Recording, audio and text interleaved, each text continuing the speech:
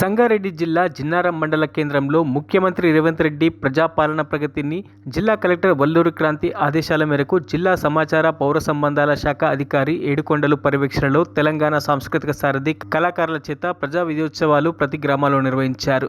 ఈ సందర్భంగా జిన్నారం మండలం వావిలాల, మంగపేట గ్రామాలలో పెద్ద ఎత్తున కళాయాత్ర నిర్వహించడం జరిగింది. ఈ కార్యక్రమంలో తెలంగాణ ప్రజాప్రభుత్వం చేస్తున్న అభివృద్ధి సంక్షేమ పథకాలను తెలంగాణ సాంస్కృతిక సారథి కళాకారులు తమ ఆటపాట ద్వారా ప్రజలకు అవగాహన కల్పించారు. ఈ కార్యక్రమంలో కళాకారులు సునీల్, రమేష్, దుర్గేష్, మల్లేష్, సంధ్య, బినేష్, నవీన్, శంకర్, గ్రామ పంచాయతీ కార్యాలయ సిబ్బంది పాల్గొన్నారు.